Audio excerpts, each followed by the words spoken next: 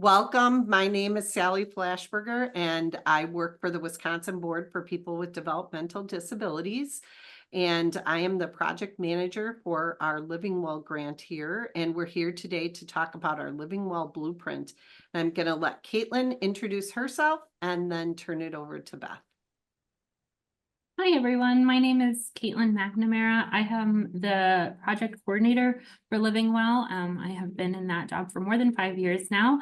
I'm very excited about this presentation today and to talk with the folks from our project who have been so impactful to the work that we've done.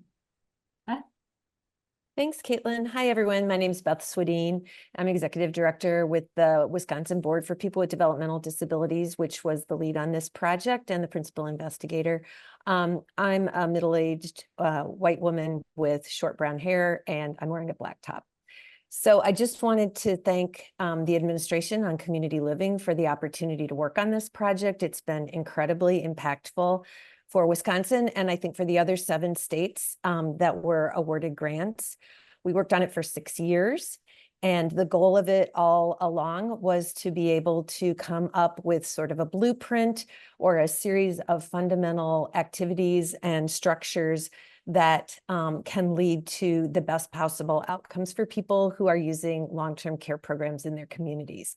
So our focus was on creating something that could be developed and used across all different sectors of the community. So with participants themselves, with their families, with the provider networks, with the systems and the policymakers who guide the systems, and for the general communities where people are living, working, playing, having great lives. So that was our focus. We want to thank some tremendous partners in the state of Wisconsin. We were fortunate enough to work with our DDAC partners, the Waisman Center, which is the University Center for Excellence. They did our evaluation. For Disability Rights Wisconsin, who really helped us on our policy work. And for In Control Wisconsin, and particularly Shannon Webb, who provide coaching around the state to a variety of different entities, including our providers. And then People First Wisconsin, which is our statewide self-advocacy organization and has just been a tremendous partner in equipping and supporting self-advocates who've been part of this project. We also had just a great team of providers. Some of the most exciting providers, I think, in the country worked with us. People living with disabilities who were great leaders and have been peer mentors, and then just our entire consortium. So it was truly a team effort, and we really feel like a team across an entire state is really critical, or territory is really critical to this kind of systems change that can lead to better outcomes for people. And we learned so much about our abuse and neglect systems and what needs to happen there. What are the things that keep people safest in their communities, and how each and every one of us has a role to play. So we're just feeling very honored that we can share this with you, and we're looking forward to sharing many of the different things that we hope you can take back and use in whatever walk of life that you're in, whatever role that you're playing in helping people with developmental disabilities live their best lives and do that safe and with an active voice about what's most important to them. So with that, I'll give it back to Sally. Excellent. Thanks, Beth. So just a short agenda for what we're going to do today. We're obviously in the welcome phase. I'm going to talk a little bit about the Living Well background. We will do a preview of our blueprint. We'll kind of go through that. I have a presentation. Caitlin will show you our interactive website for the blueprint. We'll talk to some of the people who worked with us on the Living Well project and answer any questions. So thanks so much for being here, and we'll get going. So as Beth said, the Living Well grant was a 5-year federal grant from the Administration on Community Living. It really did have that focus on independence, integration, safety, health, and well-being of people with IDD in our communities. And so the 2 main components were the community monitoring and the capacity building. So every Living Well state was required to focus on these areas. More specifically, we were to look at partnerships in our design and implementation of the model, engagement with self-advocates and families, really looking at evidence-based practices and innovative strategies, not only using what might be available, but by designing and identifying new promising practices, working to build the capacity of our direct support professionals and the providers, a very large focus on reducing those incidents of abuse and neglect, using data tools and evidence-based practices to monitor for health and safety, doing robust evaluation, and then of course, sustainability, which we're all working on in our states to continue to sustain our living well activities. So in Wisconsin, we again focused on this health and safety of people receiving home and community-based services. We wanted to be sure that our monitoring systems included equipping individuals with disabilities and their family members to be able to monitor for that health and safety and know how to report any concerns. And then our continuous feedback loop with our partners. We used a consortium to be able to bring ideas, tools, resources to our consortium members, get feedback, make changes, and then implement. So the main activities that the Living Well grant participated in, we implemented a strong intervention practice with 8 different provider agencies that we called pilot sites. We had a coach that worked coaching and mentoring to our pilot sites and our self-advocate leaders. We worked very closely with People First Wisconsin to help us develop that peer leadership network. And through that work, we were able to recruit 11 self-advocate leaders. Our power in the program, we will always talk about that. We led a policy team that worked to make changes to state policies and practices and even legislation. We completed evaluation, and again, we're working on that model of sustainability. So some of the outcomes we've already talked about, and through some of those outcomes, we developed 4 very distinct products. We have our Healthy, Safe, and Connected Toolkit, our Living Well Safe and Free series, our Let's Talk About Rights guides and videos, and now finally our Wisconsin Living Well Blueprint. So now I'm going to go into a little in-depth into our blueprint. And so you can see our lovely cover here. We have a picture of the cover of our blueprint with some of our great People First partners on the cover. And so our blueprint was really focused on improving those quality services and outcomes for people using long-term care. So we developed the blueprint using 5 distinct elements. Each element is focused on who you are as a person looking at the blueprint, an individual, a provider, or a state, and helping you to see how you might replicate this in your state across the United States. And so the blueprint has tools. It talks about some of the evaluation data. Each section has a reflection and an action planning guide, and you have a link to the actual PDF of that blueprint. So these are the elements within our blueprint. We had 5 main elements. The first is our home and community-based provider quality improvement. Element 2 is the self-advocate leadership and engagement. Element 3 is family engagement. Element 4 is improving abuse and neglect response. And element 5 is building community relationships. So I'm going to walk through a little bit about what is in each element. So you can see from our structure, we geared it towards each audience. So the individual, provider, or state. Each section talks about the why, the how, gives you the tools, and then a reflection activity. And so I'm going to walk through each of those sections in some detail, and then Caitlin will show us how great it works on our website. So that first element was really focused on quality improvement. And so from the individual level, we wanted individuals to be able to understand quality providers. And so why is quality improvement important to individuals? Well, it's really important so that our HCBS providers are meeting their needs, working to increase their independence and quality of life, and really give them choice and control over the services they receive. For the provider perspective, it's really important that we're having high quality person-centered care, that we're meeting all the standards and guidelines to ensure that service quality, and that we're building trust with individuals and families. From the state perspective, this quality improvement is really about compliance within our federal regulations, thinking about the health outcomes for individuals and how to integrate them into the community. And of course, very important to our states, how to have a cost-effective, high-quality service model. So each level, we talk about what is it important for the person, the provider, or the state.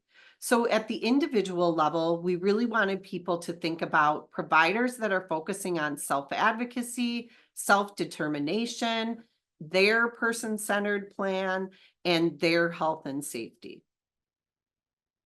Each section has a tools section. And so one of the tools that we used with individuals was the Council on Quality and Leadership Personal Outcome Measures.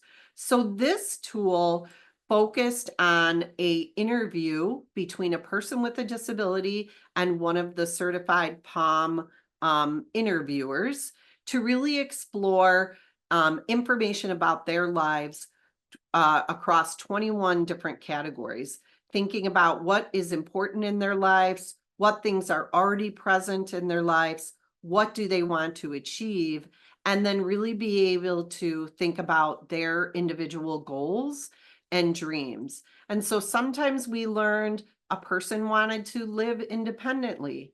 A person wanted to have a boyfriend or a girlfriend. Even as simple as learning that the person didn't have a cell phone and really needed that in their lives. So these are the types of things that an individual might look for in a quality provider, that they offer these types of learning opportunities and planning tools. From the home and community provider level, quality is thinking about that continuous improvement, providing education and training ongoing to staff, and focusing on community engagement. Again, we have all these tools for providers. One of the tools that we developed and used with our providers was the self-assessment tool. So our providers did self-assessments at the beginning of the grant, the middle of the grant, and the end of the grant. It assessed 10 different areas, including person-centered planning, health and safety, quality assurance. We saw improvements over the course of the grant where they had improvements in quality assurance and improvements around health and safety. So through the work of the grant, we really were able to show that our Living Well agencies had improvements in those areas when they were completing that self-assessment. And again, looking at each element for quality services, this is at the state level. So the state really prioritizing things like an adequate provider network, evaluation of quality, ensuring rights assessment and education, innovative funding. We had a lot of innovative funding through our ARPA grants. And one of the tools that we focused on in our state and trying to have implemented is the use of human rights committees. So some states required the use of a human rights committee anytime there might be a rights violation. And very important with our new settings rule that we may need to have procedures in place to make sure that people's rights are not being violated, not only within the setting rule, but within all of their human rights. So that's something is a great tool that could be used by states. Our second element was self-advocacy and self-determination. And so we had two areas of this. This would be our self-advocate leaders, but also all the people that we educated. And so from an individual perspective, when you're thinking about self-determination, where are the places that I can interact to make informed choices about my life, have control over my personal goals, build that confidence, build those peer networks. From the provider level, making sure that it's very important that we are supporting people to exercise their rights, that they are involved in person-centered planning, that there are positive impacts when people are taught self-advocacy skills through improved social networks, more meaningful connections. And at the state level, very important that individuals have a voice, that they are aligning services that work on self-determination, and that we have those good strategies around inclusion. So from the individual level, this speaks more to our self-advocate leaders and what people who want to be leaders need. So they need that explicit training on self-advocate skills in the workplace. They need specific leadership training. They benefit from coaching and mentoring ongoing as they are becoming more and more engaged in the process around services. Some of the tools that we use in our state is really thinking about that partners in policy making. So we run a robust partners in policy making training that really prepares people to talk to policymakers about what is important in their lives. We also used an educational tool to educate others called the Safe and Free series. And that was really a entry-level kind of self-advocacy tool that focused on knowing yourself, problem solving, rights, voting, relationships, abuse and neglect. So all of those were tools that we used with individuals to increase their self-advocacy.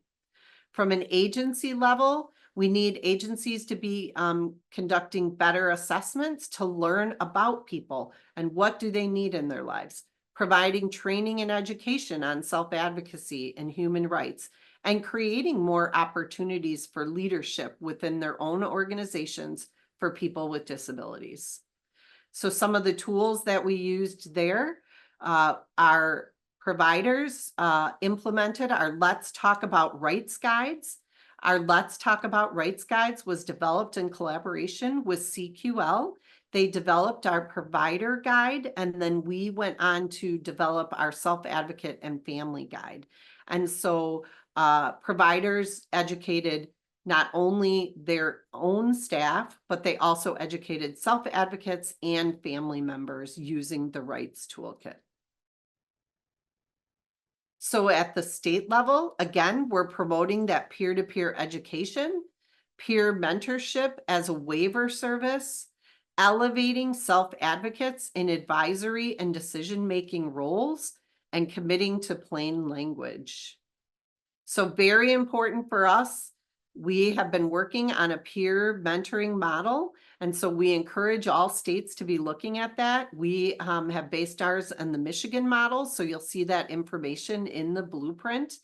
In addition, we also did a lot of work around plain language and invited our state partners to really learn about how to develop plain language resources that really allow people with disabilities to be involved in self-advocacy.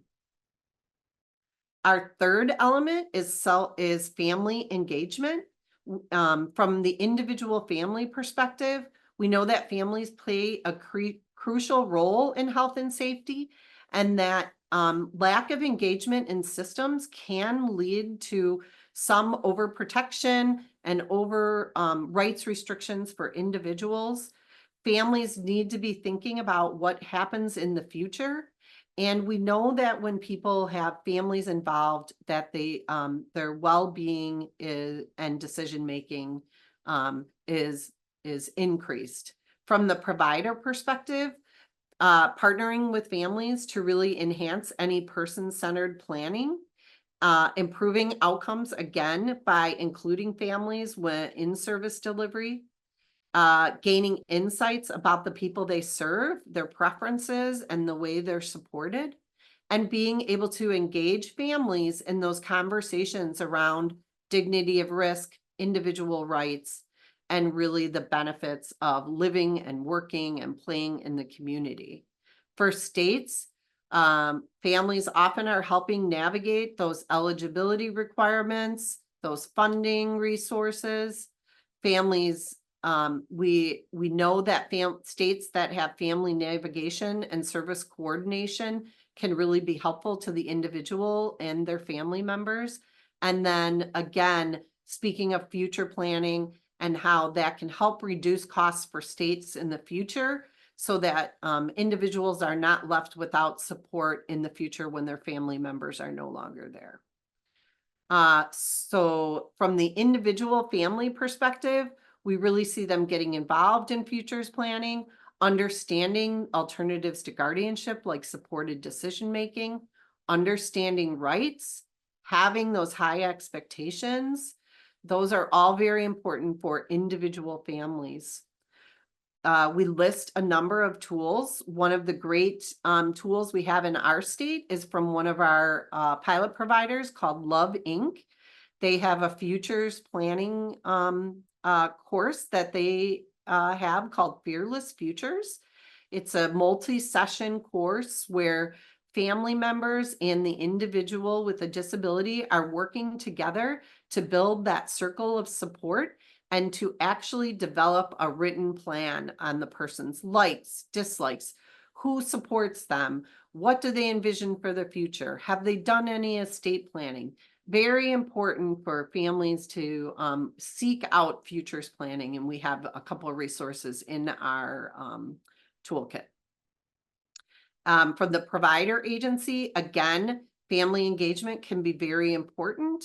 Using family-friendly, person-centered tools, hosting futures planning, spreading the word about supported decision-making, and encouraging those really high expectations for the individuals that they're serving. Again, we really saw great success with the providers that used our Let's Talk About Rights guides with families. Many families reported that they had not considered all of the rights. We have 17 rights in our guide, and families did not think about all those rights and really appreciated the opportunity to have the language to be able to have the conversations with their family members. We had one family share in a focus group that their parent had died. This was a sister, and the brother was now being taken care of by the siblings. And the parent had always made the individual go to church. And after this rights training, the person with the disability reported to their sibling, "I don't want to go to church anymore." And they thought, well, why are we making the person go to church if that's not what they want in their life? So it's those small conversations that have a big impact.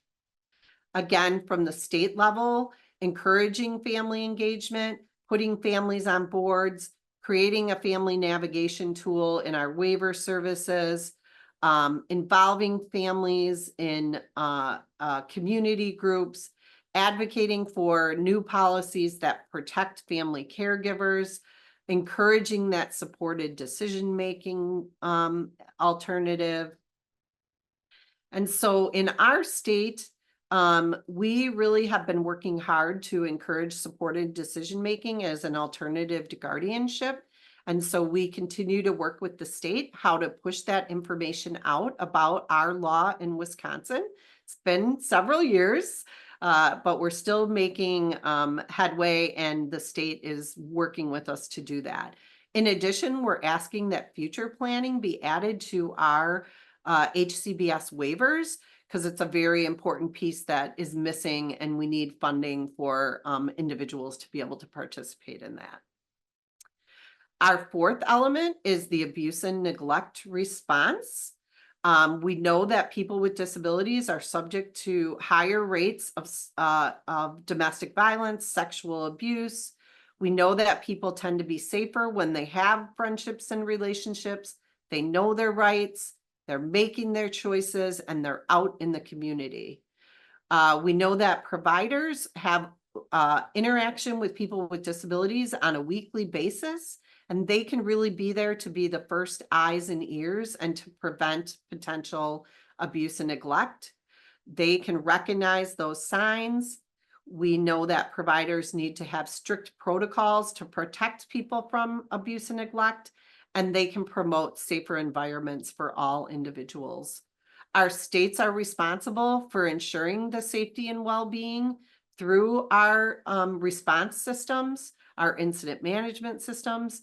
They are the enforcer of laws and regulations that can help prevent abuse and neglect. They have oversight, and really their job is to protect our vulnerable individuals who may be subject to abuse and neglect. Again, from the individual perspective, people should be learning the signs of what abuse and neglect is, learning about their rights, know how to make their choices, use their voice. All of these things are important to that response for an individual. So some of the tools that we created speak very specifically to abuse and neglect. So actually all of our 3 tools, one in particular is our BPDD Healthy, Safe, and Connected Toolkit. Within that toolkit, we have a whole section on staying healthy, and it talks about recognizing the signs of abuse and neglect, how to report it, where to report it. It gives you a worksheet to be able to take notes on what did you report, who did you report it to, when are they supposed to follow up, what is it you want them to do to help you. So all of that is in our Healthy, Safe, and Connected Toolkit. At the provider level, we found that some providers did not have policies and procedures in place. So we worked with all of them to be sure that was good intake processes, learning about the person and what they may have as supports, implementing human rights committees, which 2 of our agencies are collaborating now on a human rights committee. So all of these important to protecting people with disabilities from abuse and neglect. And so one of our providers, someone who's going to join us today, they used the Elevatus Healthy Relationships and Sexuality curriculum. So several of our self-advocate leaders went through that, but they also trained individuals that they work with. And we often know that people with disabilities, especially people with IDD, do not often get that type of training. And so that puts them at risk for abuse and neglect. And so the provider that we worked with had multiple people trained. We were able to train one of our other providers to be a trainer. And so this tool was used to train a number of people across the state. And we recommend that as a great tool to be using. Again, from the state perspective, lots of things states can be doing.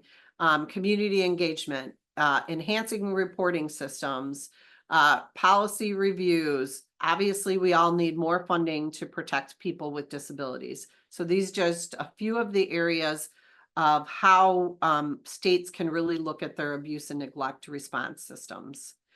For us, we really focused on our incident management systems in Wisconsin. And a tool that we used was the CMS Incident Management 101 training. And we adapted that into an analysis tool and worked with our state Department of Health Services, our managed care organizations, and our self-directed organizations. And really, it's a best practice tool to see if these provisions are in place in your incident management system. In Wisconsin, and I'm sure other states, we were very lucky to get a very large influx of ARPA money. And our state was able to build a new incident management tool, which will be able to track and trend incidents of abuse and neglect. And finally, our last element is building community relationships. So very important for self-advocates to play a role in those groups. They share that lived experience. They can talk about how policies and practices affect them. And they really should be the expert in many of these different types of community building situations. For providers, again, providing that valuable insight from individuals and families on better service delivery. They can bring together partnerships between individuals, families, and other community members, and they're able to report feedback on care and services that are happening around the state. Again, for states, they really need to be creating policies that do gather a lot of different perspectives, a diverse group of perspectives from around your state. Public trust is very important, and by engaging community members, they can continue to build that. We support, they should support these collaborative efforts across the entire system. So from an individual perspective, when you're looking to be involved, really think about that inclusivity. What are what accessibility is there for you? How will you play an active role? How can you ensure that there's open communication in this community group? Some of the tools that we have at hand. So obviously we have our People First Wisconsin organization that really helps empower individuals to learn to speak up for themselves. And so I think that any type of People First group in your state is really important to get involved in the community. From the provider level, we always think about quality improvement. You need to be engaging lots of different people in your quality improvement plans. Transparency and accountability, conflict resolution. All of those things happen when engaging community members. One of the tools that we used very successfully with our grant is our community conversations. So several of our providers had community conversations where they had 40 to 50 people in attendance from throughout their communities. The focus was really talking about how the community can support individuals with disabilities to be connected, how they can ensure the health, safety, independence, and well-being of people in their communities, and what can they commit to doing as a community member to build greater involvement for people with disabilities in their communities. And then our state level, again, transparency and accountability, involving people in policy development, looking for public support when they're changing something, compliance with state and federal regulations, all very important to why community relationships are very important. And in most states and our state, we need to have robust systems of public hearings, listening sessions, surveys. All of those things need to go out so that individuals and people who are involved with our HCBS system can really engage with the state to be able to provide input. And then finally, in each of our sections of the blueprint, we have our self-reflection activity. So we wanted people to be able to look at the blueprint and say, is this happening? Is this happening in my life? As a provider, am I doing this? Is this happening in our state? So you'll see a set of questions that you can answer a lot, a little, not at all. And then you can go through and make a plan for areas of improvement. So just like the blueprint, we have that self-advocate section at the end of each area. We then have an agency self-reflection for each element and a state self-reflection for each element. And so that was a lot of information. I have our contact information. I'm just going to stop my slides. And I don't think we have any questions Yeah. at the moment? There's a question. Okay, So it's in the chat, not in the Q&A. That's okay. But Robin asks, how can we make sure that the people that effect policy change, respectively, et cetera, are aware these programs need to continue to be funded well?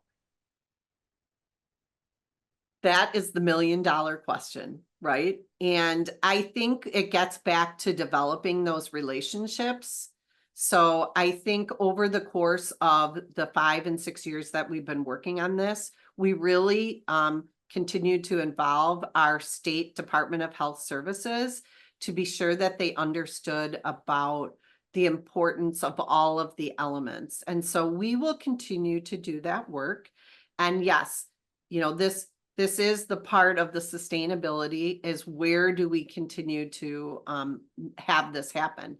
And so for us, it's really to embed all of these best and promising practices, our different educational tools within our system, so they will continue on past the work of the Living Well grant. Any other thoughts, Yes. Caitlin, or? There's several other questions. Caitlin, Okay. did you have any more thoughts on that? I see. What other funding sources have you found to continue this work? So again, we often look for state resources. We will be trying to continue some of our peer mentoring work with a foundation in our state. We always encourage ACL to be looking at additional funding, other projects of national significance that may still get into these areas that we're talking about. But it really is working with your state to see the importance of embedding these different best and promising practices to really have it move forward, I would say. And I would just say for any of you that are affiliated with your DD council in your state or territory, that that is kind of the flexibility that a DD council has. And so a lot of the advocacy work and commitment to things like getting a peer mentoring code and advocating for adequate funding, that is within our broader wheelhouse of what we're going to continue to do regardless of the project ending. So that is another option, is to see if these kinds of strategies are something that your DD council sees within its state plan as things that are appropriate to advocate for. And of course, things like getting a code or getting a program in place, if it can be established at the statewide level, you get the sustainability that way because it continues well beyond a project. I did put the slide back up with our contact information, but I'll also put it in the chat when Caitlin is showing us the website. Somebody asked how I can get involved. I think the most important thing is, once this is over, to take a look at the blueprint, use our website. This is really a resource that is meant for anyone to use, and really, depending on where you're in the state, looking for your Department of Health Services, your DD council, your protection and advocacy organization. If you have a self-advocate organization, I think those are areas that you want to be looking at. Julie Stren says she's one of our pilot providers. She said some services have been embedded into the waiver services as ongoing, but others need to be explored with local foundations to continue the work. And Julie does a great job of finding funding in her community. And so maybe she'll talk about that when we get on the panel in a little bit. All right. I think we'll wrap up that part, and I'll turn it over to Caitlin. Thank you, Sally. Yeah, we've had a lot of information come in this chunk of time about all of the different ways that we've put this information together. I'm just going to switch over the spotlight, and then I'm going to share my screen and show you how we've taken all this information from the print version of our toolkit and put it online for you to be able to use a little bit easier. So just give me 1 second to do that. And I will launch my screen.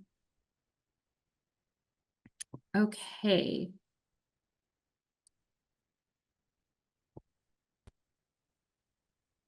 Oh, it's got these boxes. So let me just hide everything so nobody can see all of my controls.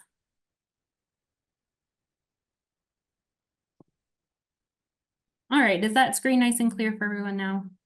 There's one, yes, now it's good. Okay, great.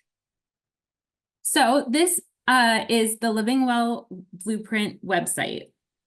It takes all the information that Sally was sharing and then some and puts it in a format that we hope helps everybody be able to walk through the information based off of who you are or what it is that you are looking to learn more about. So it starts here with that same cover picture of our People First partners. It gives you a nice introduction on this first page to the things that we talked about here about why we developed the blueprint in the first place. And as you scroll down, you're going to get more and more controls to navigate the blueprint. I'm going to show you all of them, but I'm going to walk you through it a little bit so that you can see how it would work if you came to the blueprint organically and was looking for specific information or wanted a better sense of how your role in systems change could be impacted by the tools that we have here. So on every page, you will be able to navigate by either who you are, individual, agency, or state, or by the area of interest that maybe has brought you to the toolkit, whether that's quality improvement, family engagement, improving abuse neglect response. We have other options for you to navigate some of the tools as well, like visiting our impact page, our resource library, or downloading the full blueprint in its print version as an option as well, if you wanted to be able to read all the information all at once. So we really have designed this around 2 different tracks. One is by the person that is coming to get some of the resources from this toolkit, an individual, an agency, a member of an organization, or a member of a state organization, whether that is a Department of Health Services or a legislator or something like that, whose focus is on what the overall state can do to improve home and community-based services. So that is the first option. The second option is listed out here as well, which are the elements that Sally has been talking about so far in this presentation. We try to explain why it is that we set it up this way as you move through this homepage, but you'll see once we get into sort of the depth of the toolkit that it's a little less scrolling and a lot more interaction. But if you wanted to just sort of come to the homepage and see all of the information about why we've designed it the way we have, you can click on any one of these and be taken to any singular element. I wanted to highlight that we do talk about our self-advocates here, and the strength of our project is really based on the work that they have done with us. Everything that we have developed has been impacted by their co-facilitation and co-creation of the materials. And so if you are interested in getting connected with that group of self-advocates, we have the contact information for People First here. And then at the bottom, we just have some of the quotes that you'll see throughout the blueprint. But I want to take you back up and we'll navigate it as if we are an individual who has come to the blueprint and wants to learn about what they can do as an individual, a person with a disability, or a family member, or a self-advocate leader who may want to know more about how the blueprint tools can be used by them to impact their state or their community. So they would click on individuals to learn about what's going on there. And they'd be taken here to the individual's landing page, where again, they could start at the beginning of the toolkit with, let's say, quality home and community-based services. So this is where we get into sort of the meat of the toolkit, right? So you've said, I'm an individual and the first step on my path is learning about quality improvement and the role that I can play.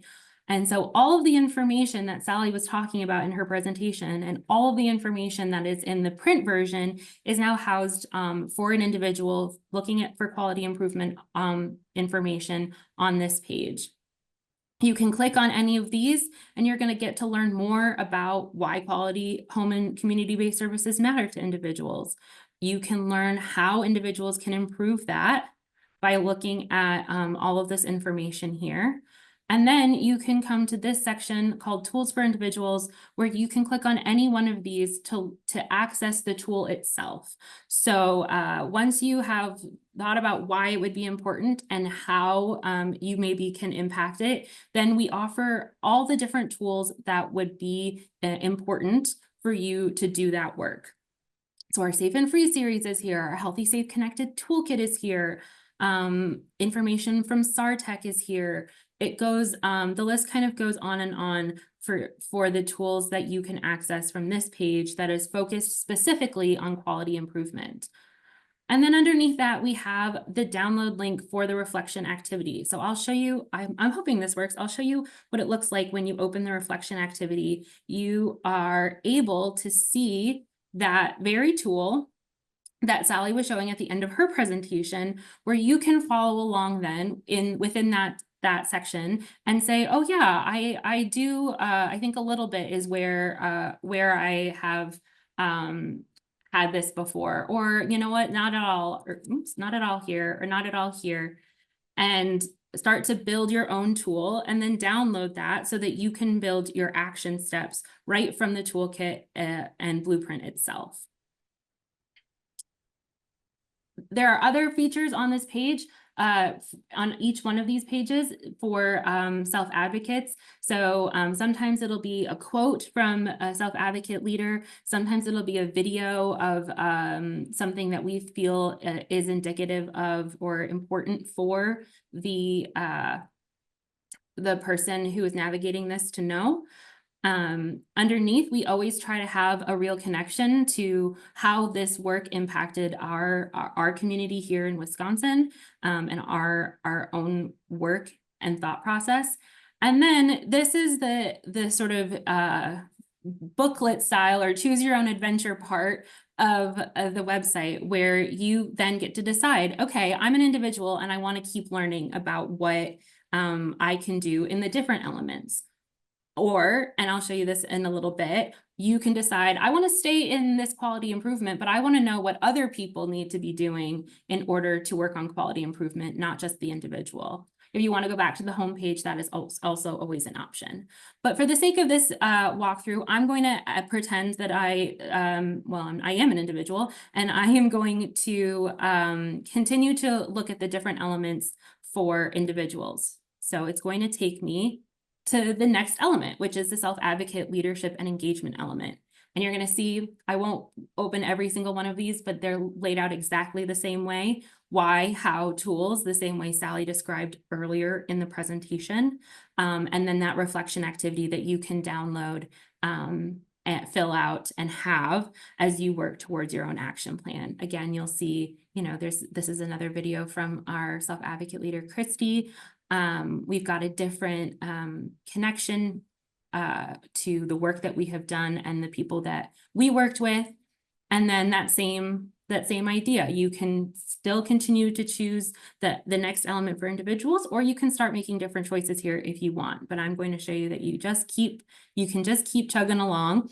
And you'll know that you stayed on the same track because all of the tools and pages for individuals are going to be coded blue. All of the tools and resources and pages for an agency or provider are going to be in green, and all of the tools and pages for a state level resource is going to be in orange. So if you get off the track or feel a little bit lost, the colors are your kind of navigating guide back to what it is that you might be looking for. It's going to be the same in each section. It's laid out very similarly for ease of use. The tools sometimes have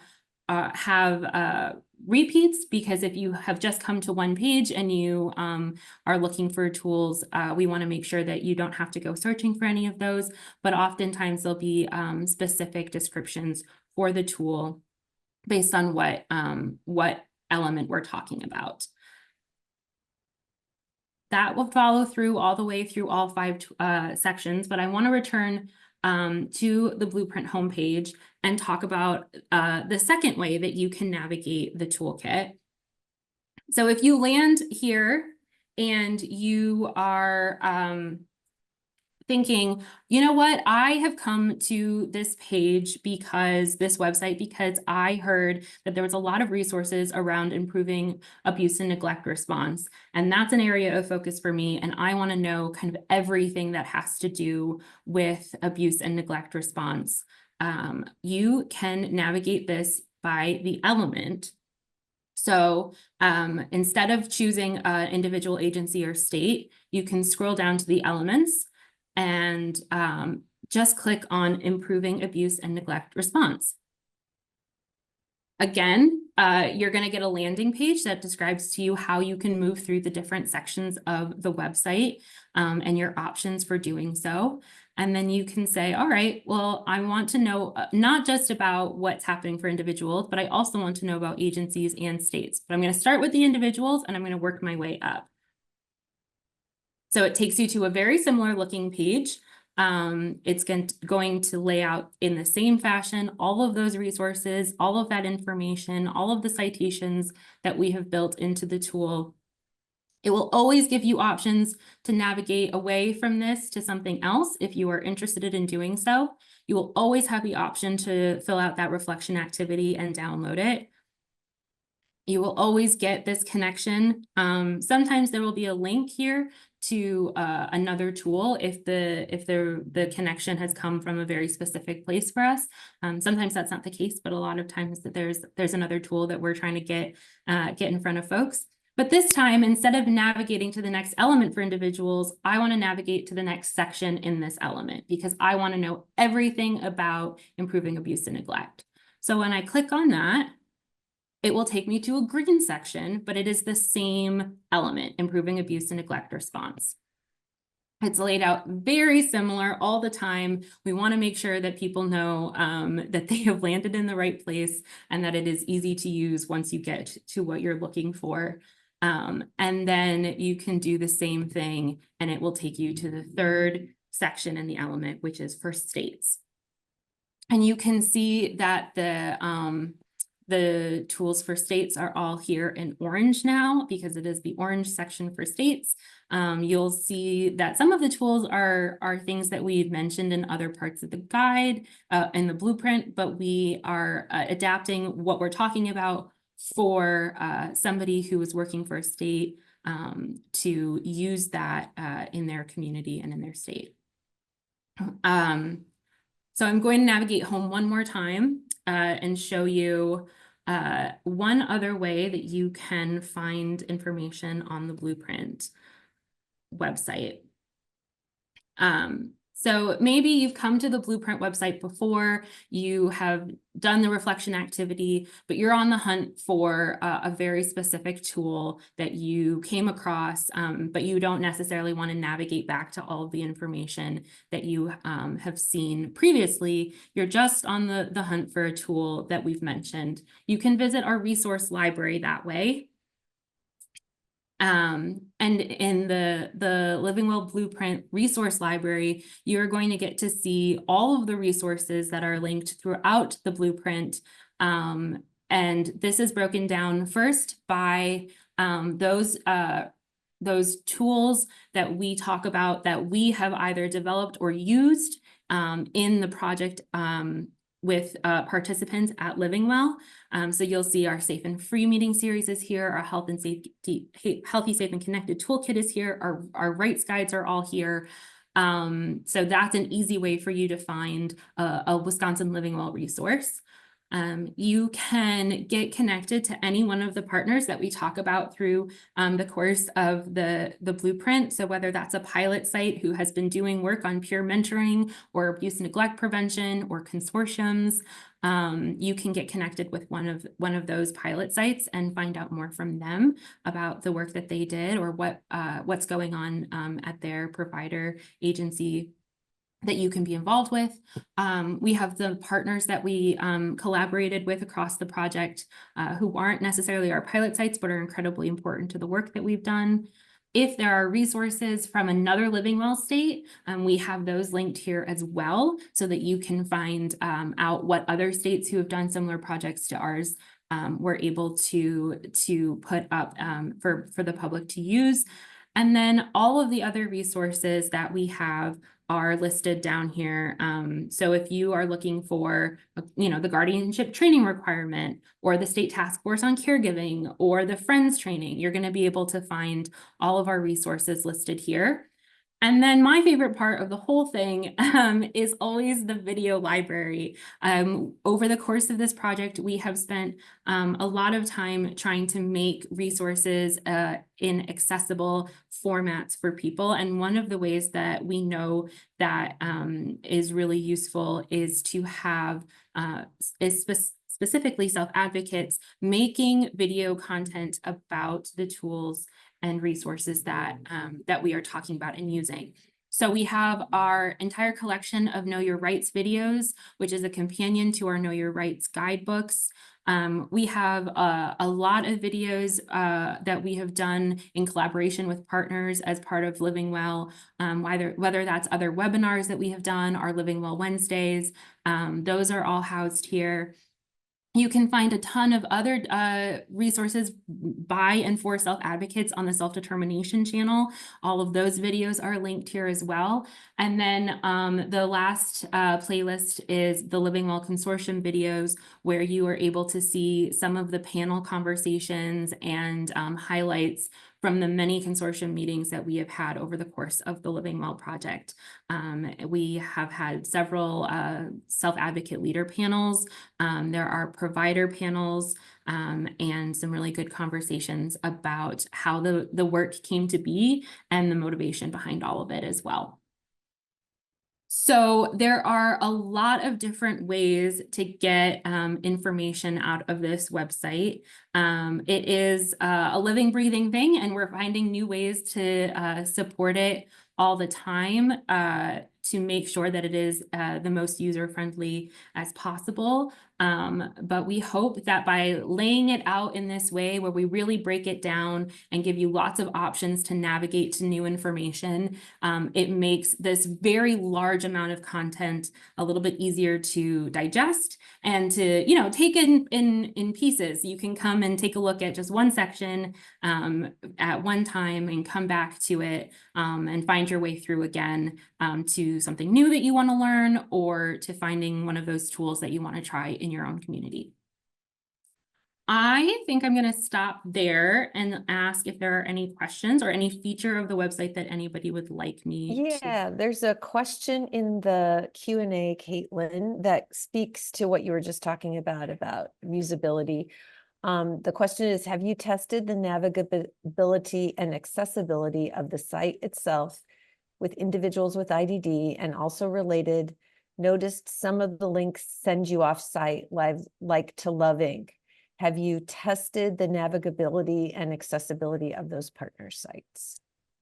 Yes, so we have been working and we intend to do more usability testing with self-advocates. We took a lot of direction from the usability and navigability that they talked about needing.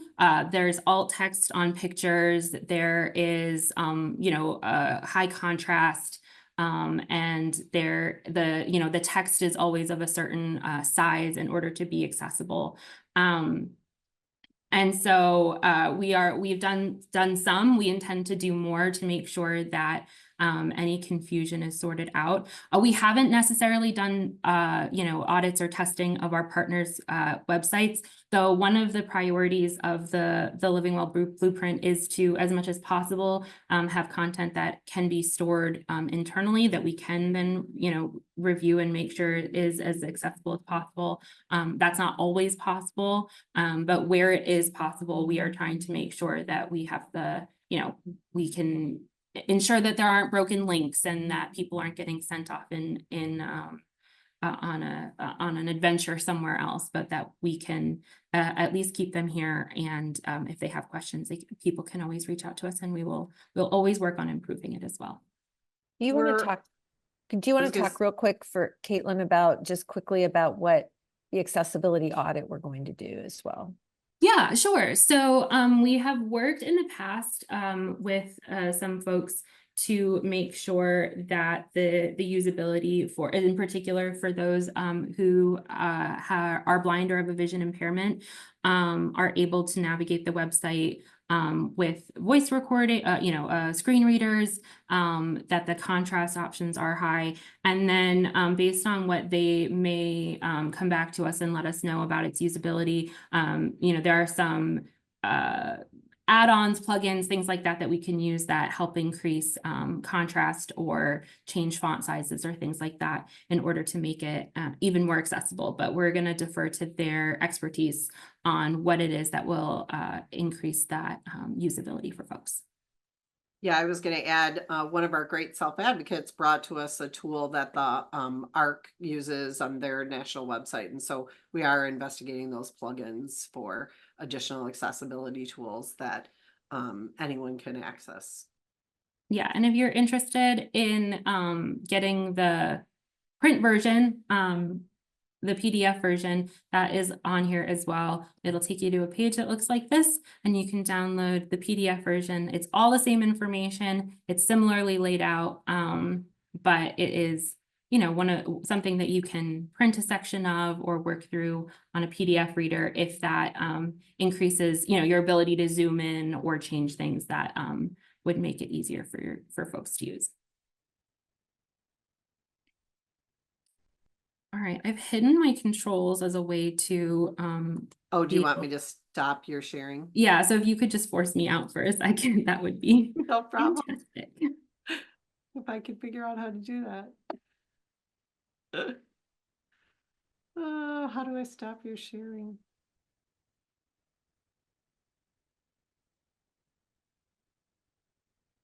Well, that's a good question. I know there's a way for me to bring it back. I'm unable to see it.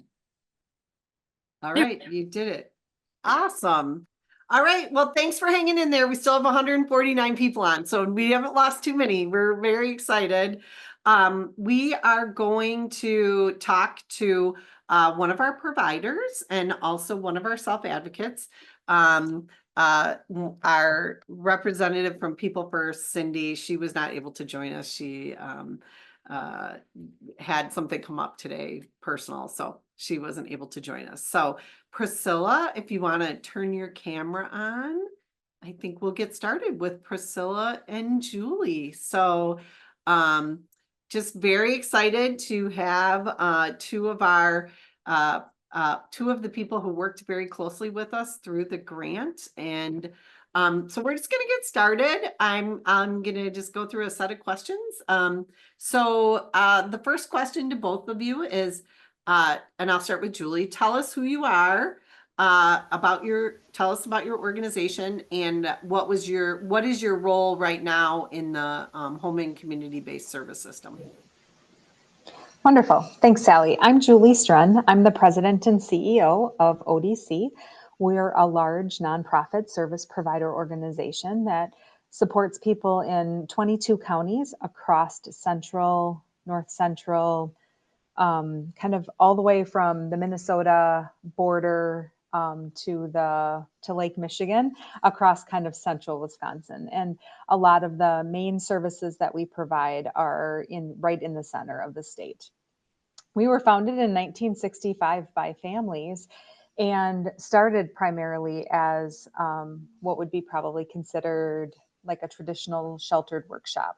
And we have 100% transitioned as an organization to really be focused on community services, providing services in the community for individuals, and really helping people think about how to access and live their best life. So when we were asked if we wanted to be a part of the Living Well initiative, the role I played is I actually was actively involved as the president and CEO of the organization, as well as other staff within ODC, But we were thrilled and excited because we knew that there were a number of things that we could identify and then take the 5 to 6 years that we worked on this project and really continue to make some significant improvements around how we approach helping individuals have their best community life. So that is also why we joined the Living Well Project.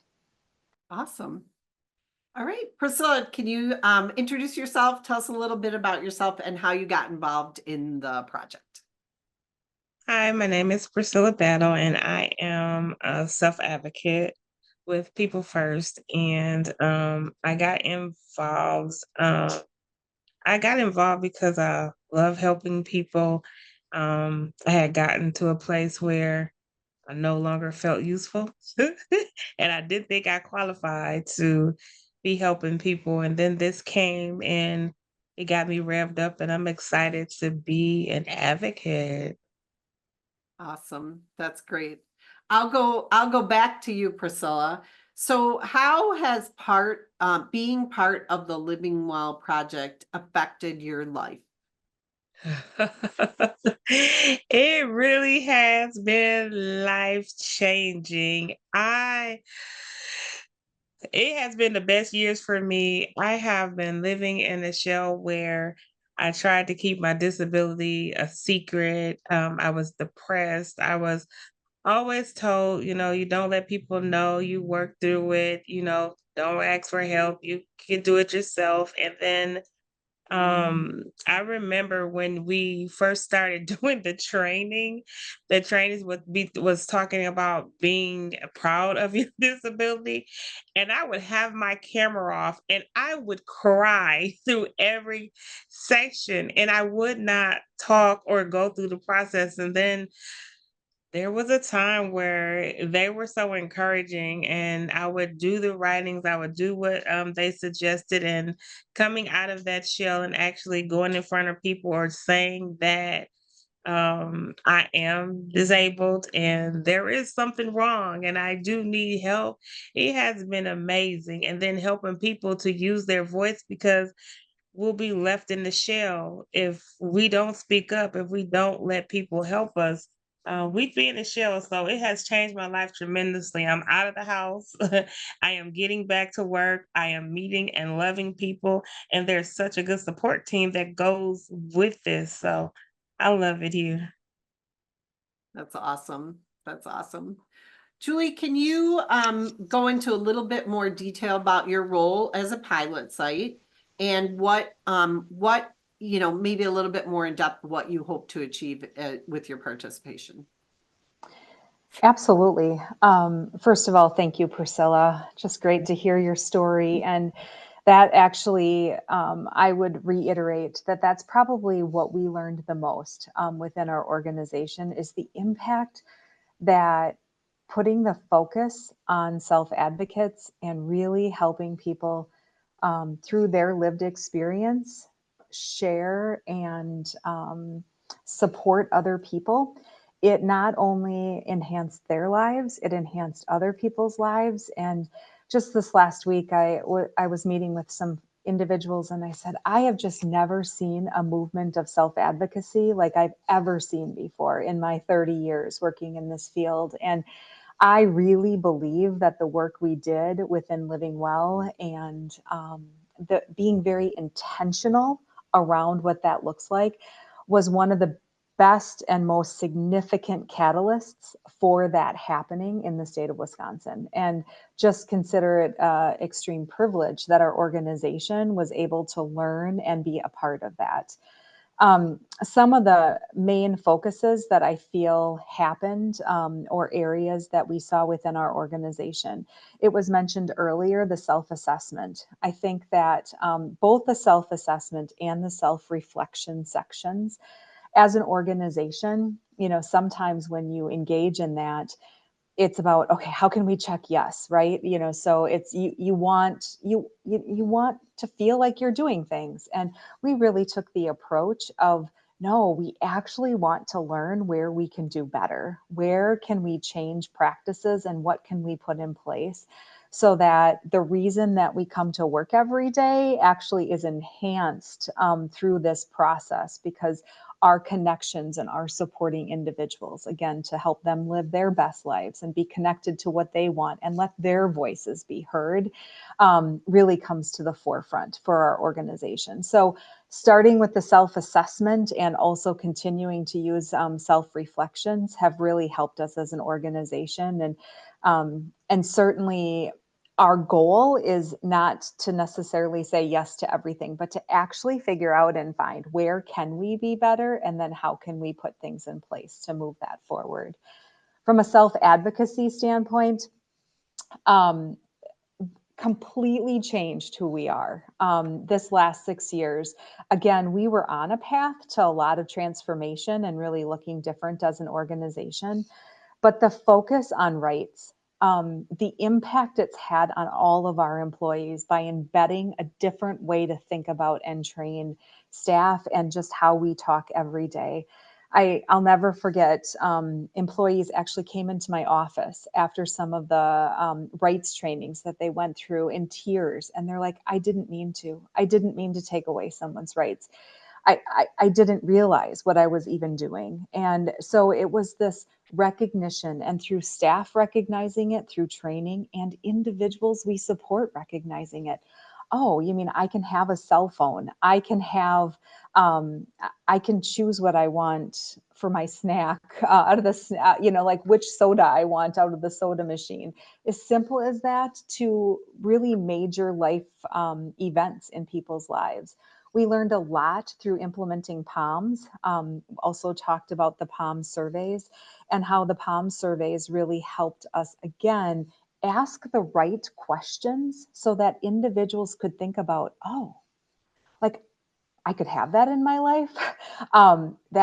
That's possible. Like that's something that, and then really help and walk through how to support them in asking individuals that maybe in the past they were a little fearful to say, hey, can I have a smartphone, not just a flip phone? Like, can I have, and really help move that through.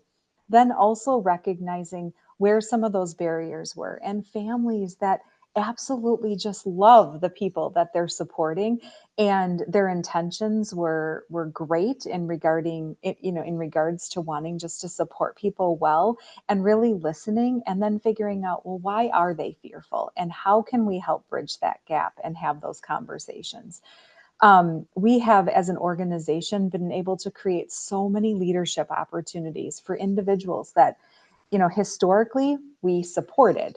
Now now they're employed and they're actually supporting and sharing that lived experience with other people. And completely, and then also from an abuse and neglect standpoint, we actually would have been one of those agencies. I wouldn't say we didn't have a policy, but our policy was incomplete. It wasn't clear. It wasn't staff, staff individuals we supported. It wasn't, people had questions and people didn't know exactly what to do, maybe when they see something, how to say something. And so we created very clear policies around it. We created really great training around it. We created an environment that it's not just okay. It's what we do to speak up and report and share things that we see, and also have recently launched a human rights committee with another service organization, which I actually think launching a human rights committee is one step of crazy, huge step within an organization, but we actually are doing it with another agency. So we were so committed, the two of us, that it's like, we want to actually build the strength and do this together. It's not about it.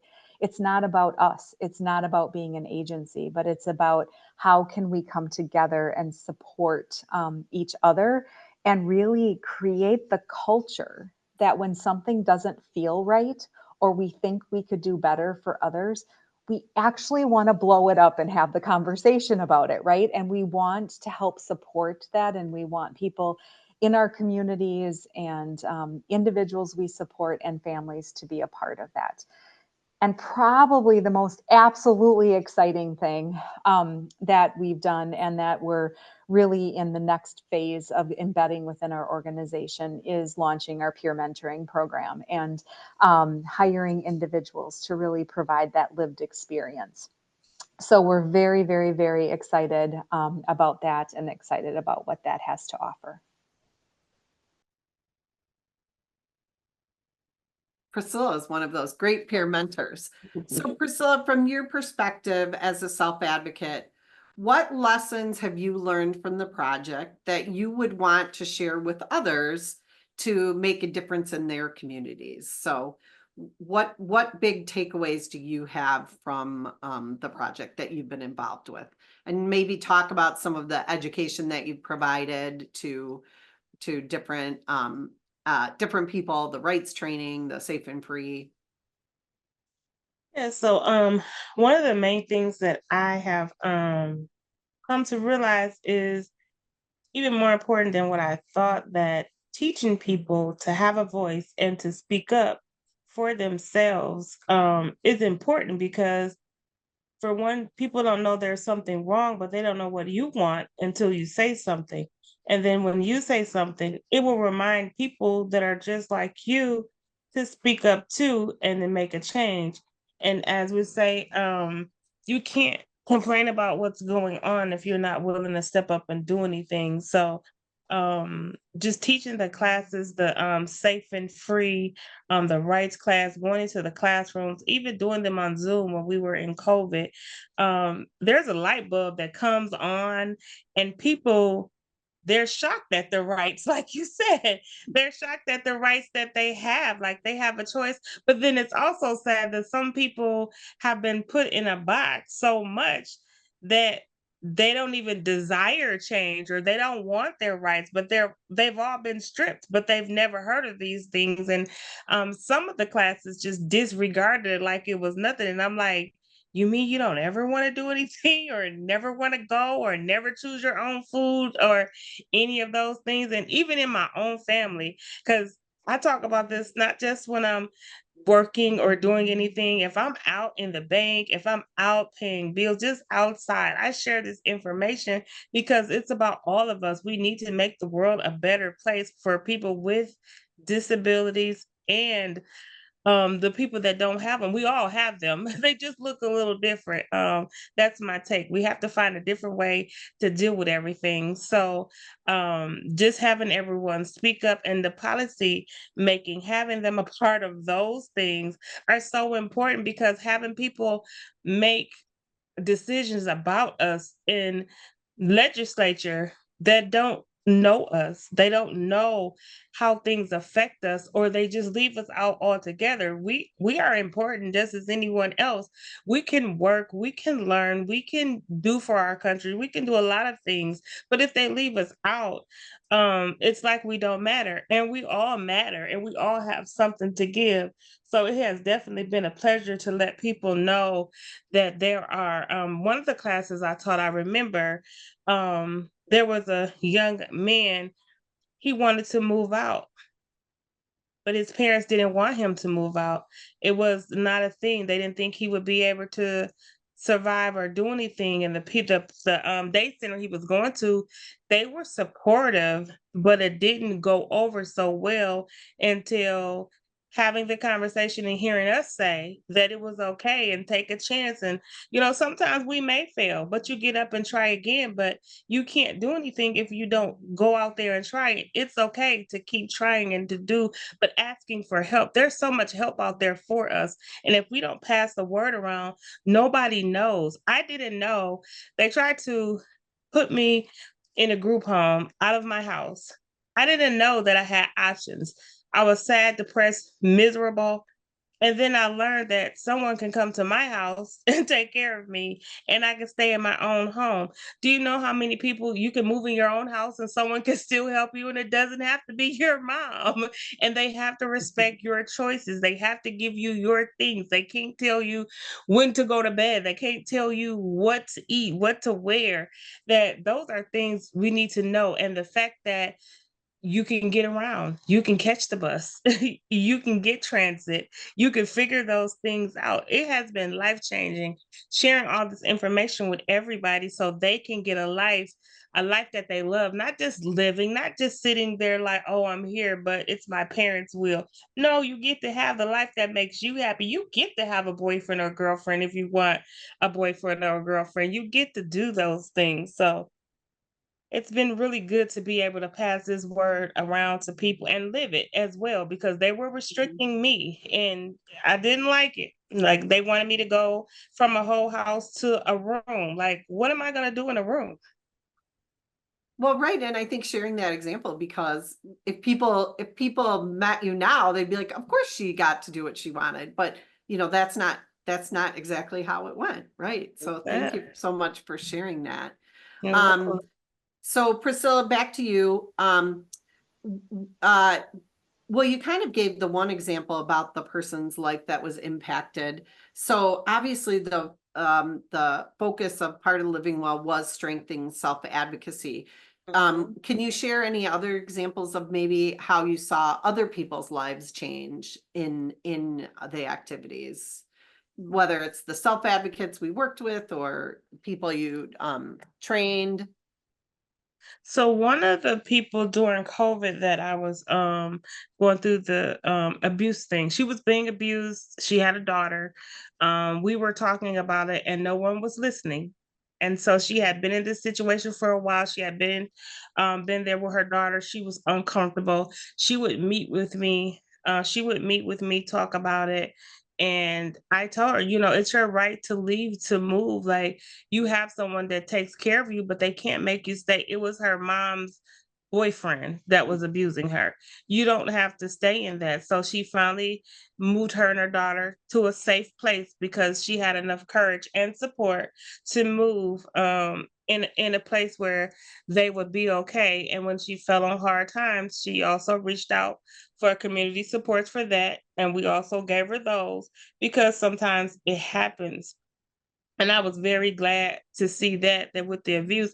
Then I know when we were teaching the teenagers about voting, it was good to see them show up and vote. When we were in the class, only one person was old enough to vote, but going through the voting and how many people planned on voting, some of them didn't realize that they could vote and they could vote without their parents. So they didn't have a voting plan, but they were going to be 18 by the time voting came around. So going to the schools and teaching them that you have a voice. I said, don't vote like your parents. You have to listen to what you believe in and who's doing what you want them to do for you and your family. But you can get out there and vote. Go with your parents and see how it goes, how it works. Ask questions coming up to it so you know how to do it and you're just not out here checking the boxes. Because some people just vote Democratic. Well, no, you need to listen to why you're voting Democratic. Just vote Republican. No, you need to know why you're voting Republican. Don't just follow the leader, but you have a choice to do all those things. That's awesome. We're getting close to time, so I'm going to go to our last question. So, Julie, if there was one lesson you learned from the project, what would you want others to kind of take away from what our experience all together was? You're muted. Great. I only took a deep breath, so it was perfect. Caught me just in time. So first of all, I think that the power of learning as you bring together organizations and bring together self-advocates for us to all learn from each other. Not every single one of us came out stronger as an individual and as a professional by the work that we did together. All of our organizations and all of us individually came out stronger. So I think the power of organizations that come together, and organizations and individuals, the power of organizations and individuals who come together for the same purpose, had a huge, huge impact. I also think that coming into kind of what I shared at the beginning, an organization coming in with how can we be better, right? How can we support individuals, again, to have more connected community lives that match what matters to them in their lives? How do we help individuals even know what matters in their lives? And we would say as an organization, it really boiled down to the power of someone's voice and the power of individuals knowing what their rights are. And when those two ingredients come together, you just can't even stop the movement of what can happen and the impact that that would make moving forward. Absolutely. And Priscilla, we'll give you the last word. So if you had to take one lesson away from living well that you would want others to know, what would that be? We're stronger together. Yeah. We're stronger together. That if we all work together for the common goal of everybody has a right to live a good life, that we can get more done and stand up for everyone. Absolutely. Absolutely. Oh, I love our people. We just love our people. So we just have a couple minutes. I'm just looking. I saw there was a question about, and I don't know if this person is in Wisconsin. So there was a question about what happens when the family is no longer there to support the person in their lives and protect them and ensure their quality of life. And again, I think we talk a lot about futures planning, and that's really important. And so if you're in Wisconsin, there are those resources through Love Inc. The ARC also, we have the ARC's toolkit in our blueprint, but really beginning those futures planning is just so very important, and really building that circle of support. So I would encourage you to look at those resources. I don't see, does anybody see any other questions?